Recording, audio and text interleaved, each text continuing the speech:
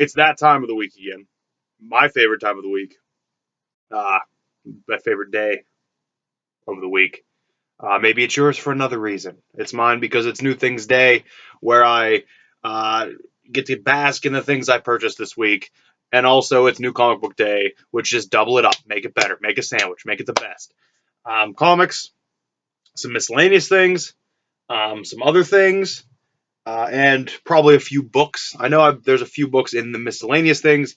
May grab a few from over there just to bump it up. Depends on where we're at time wise.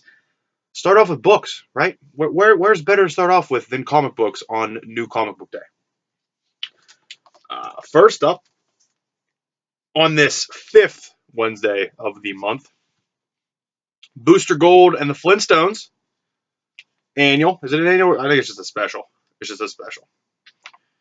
But I've heard very good things about this Flintstones run, the Hanna-Barbera Flintstones, the new Hanna-Barbera Flintstones book, and I love Booster Gold, so it was a no-brainer that I get to try both of them at the same time.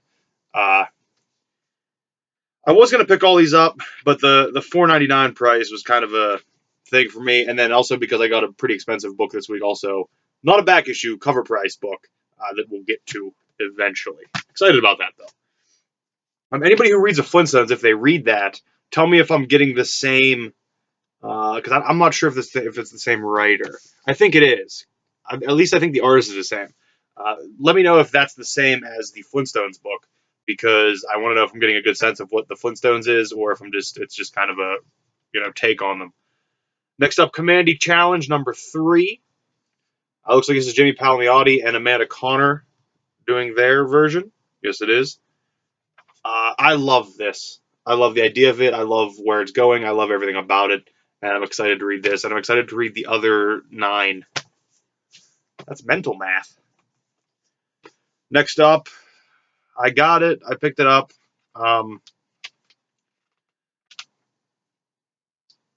I've never been that big on Al Ewing. I've never been a big Al Ewing fan, although I'm pretty sure he's the guy doing Ultimates right now, Ultimates 2.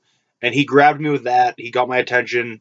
And I'm so on board with Ultimates 2 that some of my favorite characters in Humans, I needed to pick the book up, especially because their own book ended. I don't know who this variant cover is.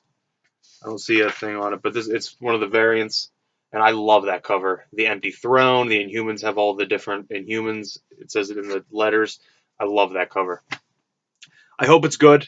I'm going in with an open mind, going in hoping for the best. Thunderbolts number 11. A very classic looking cover here. It looks like you can almost throw on your 3D specs and check that out. But it also has the dots in it as the old books used to. I'm a big fan of that because I think this one's set in World War II because Bucky got sent back by Kobik. Really enjoying that book. Really enjoying that book. Speaking of books I'm enjoying, holy shit, Thanos number 5. My God. Just Mike Deodato destroys the art on this. It's so amazing. And then Jeff Lemire's crafting a wonderful tale. If you are even remotely familiar with Thanos, check this book out because it's fantastic. It's great. Infamous Iron Man number 6. It's solid. It's been solid. I just think Doom's such a great character that I would like to see how far they take this, and I'd like to see. I think this is the only book that we see him in, period. So I'm wondering, if this is ever going to branch out and do like a Lex Luthor Justice League situation where he joins the Avengers or something along those lines. But I love Doom, and this book's been really solid. Where kind of his mother's, back. Old Man Logan number 20, and I think I think this is still kind of the couple wash away the palette issues. There's 2. It was a 2-issue story arc. This is the second of that. Before we get into what I imagine another 8-issue story arc, which I'm not mad about because this book's been so great. I'm just curious if Sorrentino is going to come back on the art. That's a big draw for me. This book's still really good without Sorrentino. Whoever did the art on this is pretty solid too. Felipe Andrade, I think that's his name. If I pronounced that incorrectly, I'm sorry. But it works. It works for the book. Although Sorrentino, his panel structure, just I love them. Next up, Man Thing number 2. Number 1, I don't hate it. I don't love it. It's there. I'm excited to see what R.L. Stine's going to do. I'm interested to see what happens. Although I saw the cover for 5, I think, today in previews, and Man Thing has an axe. I don't know what's happening. But like I said, I'm going with an open mind. I think R.L. Stine will do something that will make the story good enough, but I don't know if he's going to change anything with the character, or I don't know if he's going to feel comfortable enough to change anything with the character. That's the risk you always run when you don't know what kind of freedom they're given. Although I know Man Thing probably doesn't have these crazy structures put on him. They said, oh, you got to keep him this way. Let's be honest, they're not really using him anyway. Deadpool Mercs for the Money, number 9. Till Death Do Us Part, number 3. Till Death Do Us, Part 3. Funny. I didn't read Part 2 because I believe it's in Spider-Man Deadpool, which I am not picking up because I'm not really a Spider-Man fan, except the one that Chip Zdarsky is going to be writing, because I'm picking that up. But I'm sure I'll be able to catch on. And I guess this book's ending after this story arc's over? I'm not sure. I heard that somewhere. I didn't really look into it. Occupy Avengers, number 5. This book's been really solid. It's coming together to be this very organic type of team. It looks like it's Red Wolf, Hawkeye, and now Tilda, who was Nightshade, I believe. Yeah, she was Nightshade. And this not only is the team coming together with these characters that I think have a lot of potential, but it's coming together in an organic manner. They're not just forcing these people into this team, and I'm really enjoying where this book's going. Next up, I saw a lot of people talking about this book on Twitter, and I got on it when I saw it in previews, and because I love the look of the art. I didn't know anything about it. I just loved the way the art looked, and I saw some people talking about it yesterday, and I said, I think I got on that. But I didn't say anything because I wasn't sure. Lo and behold, get to my shop today, and I got it. This is Space Riders, Galaxy of Brutality. And if unless I'm wrong, I think this may be a sequel to another book, but I never read the other book. I hope I know what's going on, but I think even if I don't, this art will keep me interested anyway. I love it. I love the look of it. And I was looking at Black Mask books again in previews this week, and there's another Black Mask book that I may be picking up. So that'll be like 3 Black Mask books I'm on. Although I think this might be a mini. But I will be getting Cal Exit, so there's another one in addition to that, I believe. It's still up for debate, but I'm not quite sure yet. Here's that $8 book. This is the WrestleMania 2017 special. I'm all right. I'm all right with it. The $8 was a little bit of a turnoff, but I'm in such a WrestleMania mood. I'm just ready for it. I'm ready to put my tie on Friday night, watch the Hall of Fame. I'm ready to feel super, super smarky and watch NXT, because that's what I feel like when I watch NXT pay-per-views. And then I'm just ready for WrestleMania itself, ready to have a good time and hopefully not get disappointed, and hopefully not watch the show break when Roman Reigns pins Undertaker clean without turning heel. Now that that little bit is done, this has stories of WrestleMania past WrestleMania matches, in addition to like Daniel Bryan's story, which looks really good. I flipped through this and I'm really excited for it. I like it a lot. The WWE Boom books have been great, and I don't think I'm going to be disappointed by that one.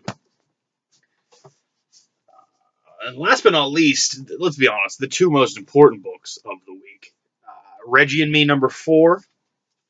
And this is I always need to check who did the covers. I love that they put it in the back, by the way, which cover it is. This is the Andy Price cover. Come on, Reg. Look at you. Look at you. That book's been great. I wish that book would stick around as an ongoing. And of course, Jughead the Hunger, which that cover alone makes me really excited. And this will be the first actual Archie horror book I read. I've heard very good things about Sabrina. I've heard very good things about Afterlife with Archie. I just never got around to getting them. I never really saw them, you know, at a shop or anything. So I'm really excited for this. That'll probably be the first book I read, if I'm honest. And then my back issue of the week is Crime Suspense Stories, #1 from EC. I believe this is the 90s. No, I don't believe. I'm almost positive this is the 90s repressing of these, reprinting. And I saw that for in the dollar bin, had to snag it up because I love these. In addition to that, another thing I picked up at the comic shop, got this regression poster. I hopped on this book and really hoping that it will be good. I'm sure it will be. Colin Bunn has not let me down yet. Okay, that stuff from the comic shop out of the way. Now, as you may or may not know, I said last week I was going to share. This week, when saw Cher, it was absolutely unbelievable. It was an unbelievable spectacle. She's absolutely amazing. And on the way back, we stopped at every Goodwill on the way, kind of like dipped around from town to town finding Goodwills. And I found a few things. Didn't buy a lot because I had spent quite a bit of money at the Cher concert and at the casino where the Cher concert took place. But I did grab a few things. There was one right outside of Virginia, I want to say, and I found an entire, almost like a quarter rack, probably like 30 or 40 shirts that were all like somebody donated their entire like straight edge clothing, and like every piece they had. So I just snagged a few pieces because, by the way, I don't know what it's like at your Goodwills. At mine locally here, t-shirts are like $1.99 max. Like that's where $1.99 is it. This one they were $3.99, I think, which I didn't want to buy 10 shirts. But I picked up this tank, True Colors.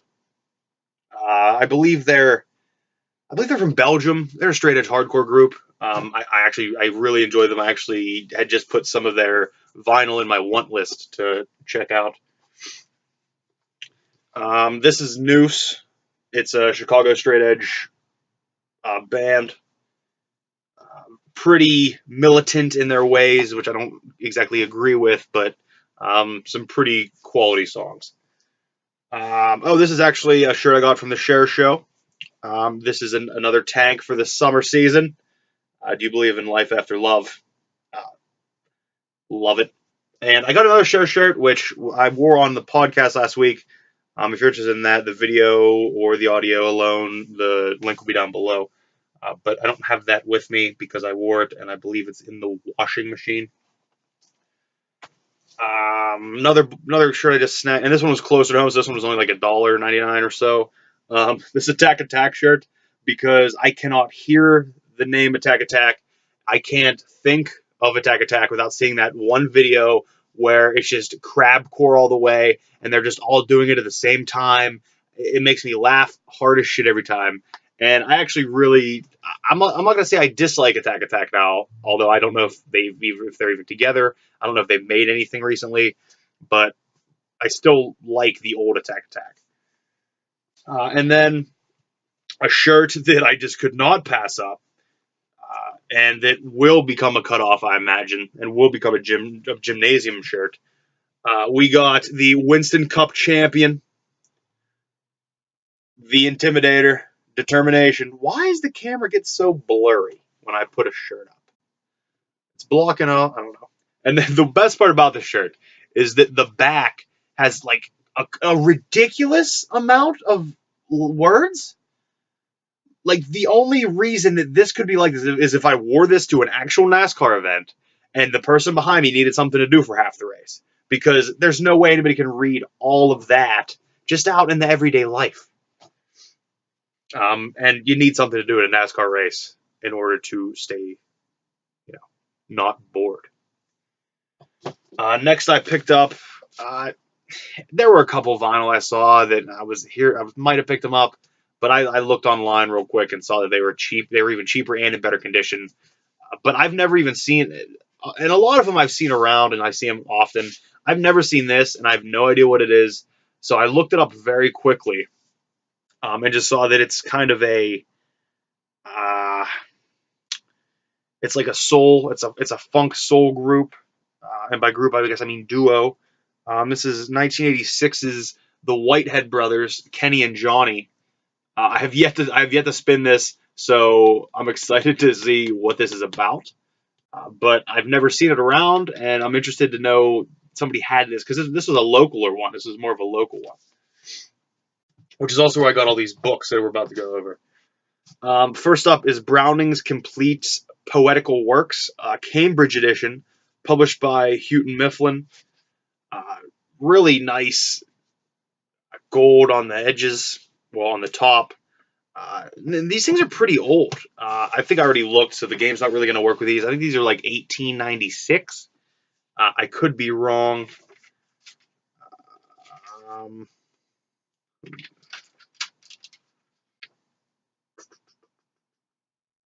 1895. This is 1895 edition, and I paid $2.50 for this. Something came out of it. It's a sickness. Somebody write it. Somebody write it. It's a sickness. It comes from a book. That's what happened. And it is a little messed up, but the book is from 1896. It was 1896, right? 1895. The book's from 1895. And I mean, I wouldn't say I'm a Browning fan. I'm familiar. But Tara's a huge poetry person. So mainly that was for her, as well as this one, which was also with it. This is Wadsworth's Complete Poetical Works. William Wordsworth, Cambridge edition again, same deal, in a little better shape than the Browning edition. I believe same time. This one maybe came out a little bit later. This one was published 1904. Yeah, this one was a little later. This one was 1904. But still, that book is still 113 years old. Pretty nice to find for $5 for the set. I wonder how many of these there are out there, though. And I don't mean these particularly. I mean how many different complete poetical works are there? Because I got Browning's and Wordsworth's. I'd be interested to see who else is out there.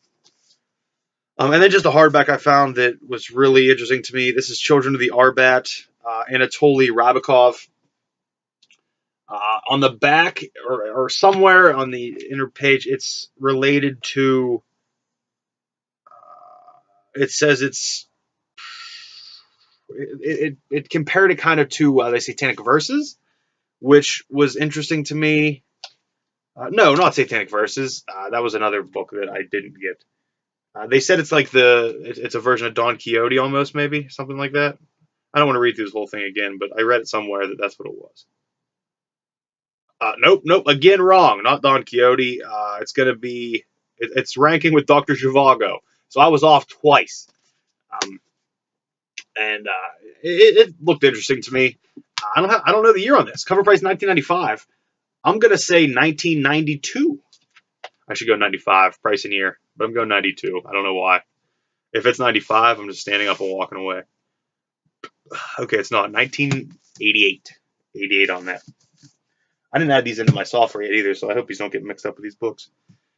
I got this Winnie the Pooh A to Z by Don Ferguson, illustrated by Bill Langley and Diana Wakeman.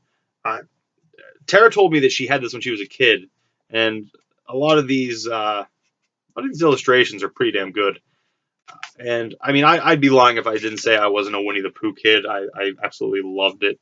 So there is one page though that's ripped in half and it's like taped. So a child did have a hold of this. Although while I found this, I was in Goodwill. Almost spilled my drink. I was in Goodwill and I stumbled upon some old Dr. Seuss books. And I opened them. I was looking at the copyright pages, 1965, 1967.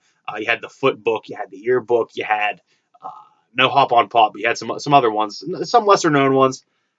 And I said, I wonder if these are originals. So when I started like just in Goodwill on my phone trying to figure out how to figure out what the originals are, and I read a lot that said most, if not all, of the Dr. Seuss books You cannot tell the difference between a first print or fifth print unless they have a dust jacket on them. And I've never seen a Dr. Seuss book with a dust jacket on it. They're kids' books. You take the dust jacket off, or the kid rips it off. And I didn't know the price, the asking price for some of these books. Like a first edition Green Eggs and Hams with like 10 grand, which is wild. And that's even one of the later ones. You go back to when before even Cat in the Hat came, when he was still writing some other things. There's some wild books out there, and it got me really interested in collecting Dr. Seuss books. That's not an area I need to get involved in. I don't think that's an area that I'm going to stumble upon things, except for, I guess, there it would have been nice. But I looked for a while. I couldn't tell if they were first editions, second editions, third editions. So eventually I just let them go because I would have ended up buying them all, hoped for the best, and lost money in it somehow. And by lost money, I guess I would have meant just buying them because I wouldn't have done anything with them. But I did find this book, and DaCosta DC Comics is going to be really excited about this, I feel. He shared some Stephen King first editions with me, and albeit it's in a little bit of rough shape, but I just saw it, and for some reason I picked it up, and I had to see if it was a first edition, and it indeed is. I don't think it's one of the more desired ones. I don't think people are really out looking for it, but having it is an accomplishment for me. I like the idea of having it. This is Stephen King and Peter Straub's The Talisman. As you see, the dust jacket's pretty beat up, but it is a first edition, so I can say that I have the first edition of it. I don't know the printing number on this. I don't know how many they press. I know nothing about this, but it is a first edition, and I was excited about that, and I thought Johnny would enjoy that. Okay. Oh, no, one more thing from Goodwill. I don't know how weird to get here. I don't know how weird to get and explain why I bought this. If I just call out and say it's going to sound really weird, I collect pictures of strangers. Now, hear me out. I don't take them myself, but like if I see an old photo album at a yard sale, for some reason, I don't know, at an estate sale, if I see an old photo album at a flea market, I will buy it. I like the idea of looking at other people's pictures because it like every picture was kind of taken for a reason. Back then, you had to go out of your way to take a picture. If you had to take a picture of something, you did it on purpose, even ones that seem mundane and not necessary. So I really like seeing, especially candid shots, like of just a family. One of my favorites that I have is a family kind of at like a campground with just like a box of McDonald's in front of them, and they're all eating off like styrofoam plates. But it's a very candid shot, and I just like the idea of thinking what's going on in every person's life, what they were there for. I like the whole idea of thinking of stories behind these pictures. That's a long-winded way of saying I bought a new photo album to keep them in because it's a very retro-looking photo album, and I thought it would be perfect for the creepiness that people perceive my thing to be. The last time there was a pay-per-view, I think we had a Royal Rumble party, and some people came over, and they saw it, and they loved it. They loved the idea of it. They didn't think it was weird, but some of my friends loved the idea of it. But I'm excited about this. Last but not least, we're at about 23 minutes. I might as well just say this and get the hell out of here. Went and saw Power Rangers and paid what could only be considered as probably way too much money for this. But I got my tin, which I get every time I go to a movie premiere. Although I missed the premiere because I was seeing Cher when it came out, but I saw it like 3 days later. It has all the Rangers on here, and I love it. There was another one available, which if I go back, I'll have to get it. So I'm trying not to go back. But I think that's it. I think that's it. WrestleMania is this weekend, which means there will also be we're having the title match for the Not So Tryhards Wrestling Federation video game wrestling promotion this week. That's Stick's gaming channel. Stick is, if you don't know who Stick is, check him out at Stickinator here on YouTube, at Stickosaurus on Twitter. I'm Breakdown Brand on Twitter. That's his gaming channel that we've kind of started a wrestling video game promotion on there where we play wrestling games and We made a title belt. We premiered it last week on the podcast. Like I said, the links to the podcast will be down below as well. And in honor of WrestleMania, we are going to put that belt will be on the line, and one of us will walk away as the first inaugural Not So Tryhards Wrestling Federation World Champion. And if I'm being honest, it'll be right here. It'll be on the shoulder, walking out of there to come home, and I will sit at home and watch NXT with that title on my shoulder, knowing that I am the one true champion. And knowing that no matter what titles are up for grabs on NXT, they do not hold the prestige that this title does. And that I will make the title hold. That being said, now that that promo is done, very poor promo. Promo is a strong, strong word. Thank you for watching. I honestly do appreciate every one of you. Love yourselves, love each other. And as always, of course, read Archie.